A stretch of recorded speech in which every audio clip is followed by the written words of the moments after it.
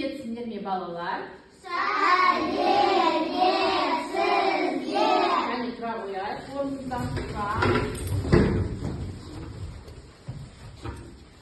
Kaydalayınız ya. Dalamday kirpiyelim. Yüreğim kulum yerim. Men üçün жоқ уағын. Бәріне ортақ шуағым. Жақсы. Балалар, қазір біз сабағымызды бастаймыз. Біз топқа бөлінеміз. Бұл үшін біз жарық әдісін қолданамыз. Әр балалар бір топтан келеді. Гүлдің артына шырақты қойған кезде артынан топтың аты шығады. Сол топқа барамыз. Жақсы ма? Бастаймыз. Аружан, Арнұр, Әли.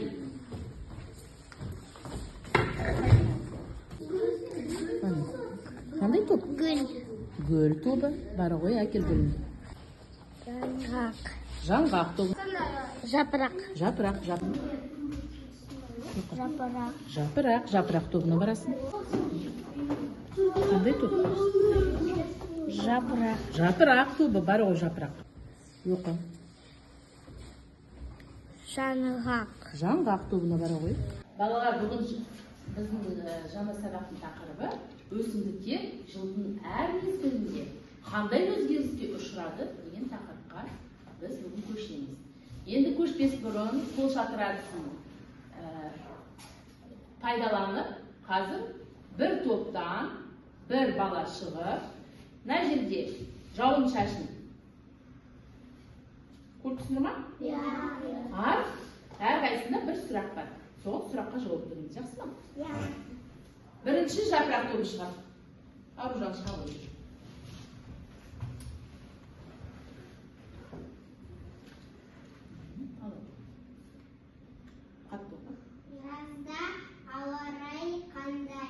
Жазда ауа райы қандай болады? Айтамыз балалар. Жазда ауа райы қандай болады? Күн қандай болады? Күн жылы болады. Қай мезгілінде жапырақтар сарғайады? Қай жыл мезгілінде жапырақтар сарғаяды? Қарашы. Қай жыл мезгілінде? Күзде жапырақтар сарғаяды, түседі. Жақсы, отырамыз. Гүлдер тобынан Аяру шыға ғой.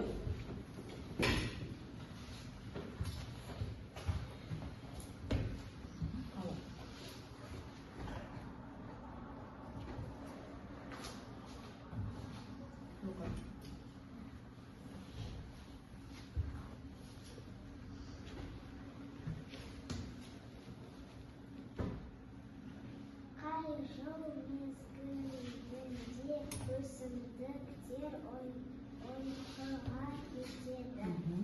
Қай жыл мезгілінде ұйқыға кетеді? қыста. Көрсінші ғой шынаңыз. Ал қыста балалар қалай киінеді? Қыста балалар жылы киінеді. Өйткені далада ауа райы суық болады. Жақсы. Отыра ғой. Шапалақ. Қайын шапалақтай.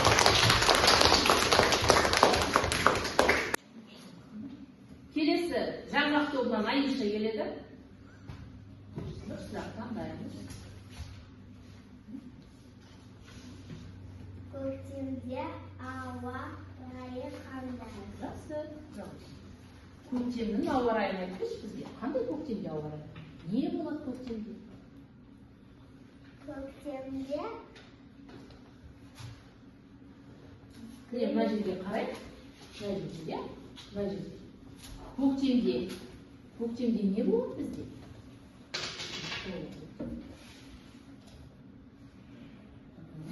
Не болады көктемде? Көктемде шөп болады. Шөп шығады, содан кейін гүлдер шыға бастайды, иә? Барлығы жанданады. Отыра ғой, Айша. Отыра ғой. Қолында макет тұр. әр жылдың қандай өзгеріске ұшырайды өсімдіктер, иә? Бірінші топ жапырақ тобы. Қалай ойлайсыңдар? Қай жыл мезгілі? Жаз. Келесі жаңғақ тобы. Көктем. Гүлдер тобы. Қыс және күз, иә? Енді қандай бізде өзгеріс болды мына жерде? Қараңдар балалар. Жазда не істейді? Жапырақтар шығады. Көктемде бұршақтар шығады, иә? Көктемде күн ұзарады бізде. Қыстан жана шығып жатады жануарлардың барлығы, иә? Ал қыста не болады? Ағашта қар жауады. Қояндар түстерін өзгертеді, иә? Жақсы. Күз мезгілінде қандай өзгеріс көріп тұрсыңдар? Күз мезгілінде Күз бен жаздың айырмашылығы бар ма? бар. Қандай? Өйткені күзде жапырақтары жоқ. Сабақты тақырыбымыз, иә? Осы өсімдіктердің жыл мезгілінде қандай өзгеріс бақылаймыз біз. Қазір балалар, мынау макет арқылы біз жыл мезгілдерін атап шығамыз, иә? Әр топ бір жыл мезгілін айтады. Қандай өзгеріс болады? Бірінші бізде жаңғақ тобы. Сезім, күзде қандай өзгерістер болады? Қызғылт сары жапырақ болады. Балалар мектепке барады. Тобы, Дайырбек, қай жыл мезгілі? Қыз. Қыз. Ойнайды. Қалай киінеді балалар? Қыста балалар жылы киінеді. Жақсы, отыра ғой. Өсімдіктердің мүшелерін ата. Балалар өсімдіктердің мүшелерін атады, иә? Қазір әр топта өсімдіктің мүшелерін атап шығуымыз керек. Мұхаммед? Гүл. Тағы не бар өсімдікте? Жапырақ. Келесі. Жеміс. Жақсы. Тағы да не бар аяу?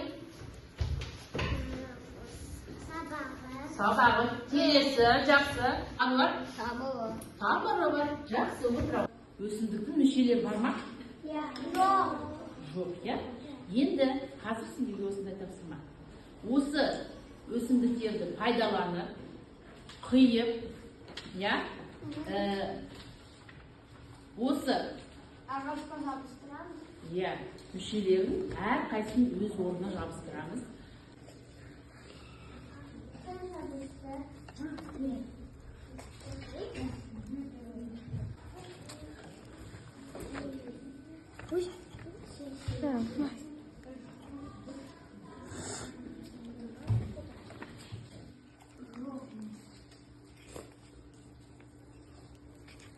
Ал балалар жұмыстарыңызды болса, қазір әр топ бір адамнан шығып, өз жұмысын қорғайды.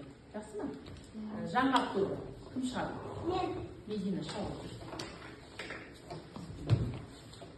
Мынау гүлі, мынау жапырағы, мынау тамыры, мынау сабағы. Жаңғақ тобы аяқтады өз жұмысын, иә? Кәне шапалақ ұрайық. Жаңғақ тобына келесі топ. Гүл, жапырақ, қамыр, сабағы. Сабағы, жақсы отыра қой. Шапалақ ұрамыз гүл тобына. Гүл, жапырақ, тамыр, сабағы. Жақсы. Шапалақ ұрамыз жапырақ тобына. Қазір бізде дәптерімізді ашамыз. 17-ші бет ашамыз. 17-ші бет. Әр ағаштың жапырағын үстіне қарсы аламыз, е? Қандай өзгерісті ұшырайды, сол өзгерісті жасаймыз. Кәне бастаймыз. О,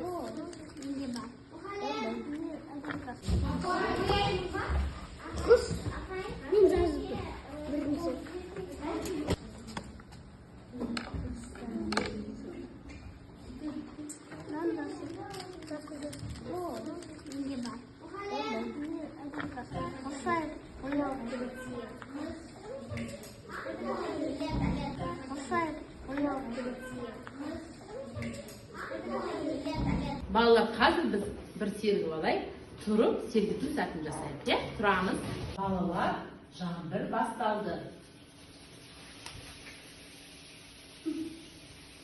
Жаңбыр өтеке түсті.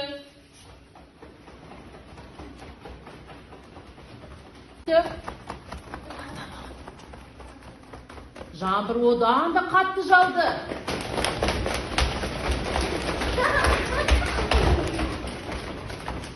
Жаңбырды ақырын басып келеді.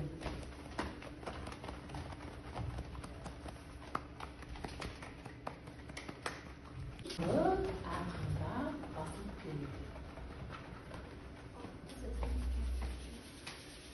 Жаңбыр тоқтады.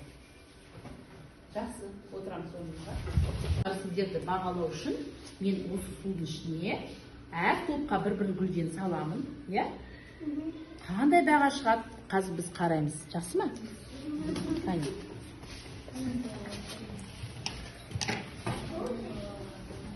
Ұстама.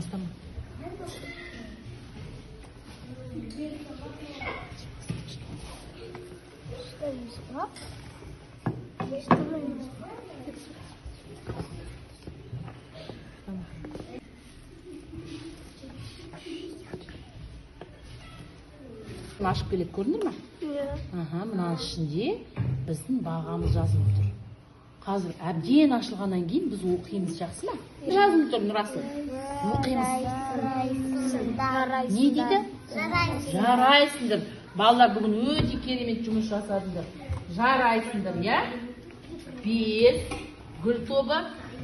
Жақсы. Келесі бізде қандай топ сендерде? Жапырақ тобы. Сендерде міне мынау күлгін. Не жазылып тұр? Оқыңдар. Не жазылып? Керемет. Жауаптарың керемет болды. Али? Жақсы. Не жазылып тұр? Оқыңдар.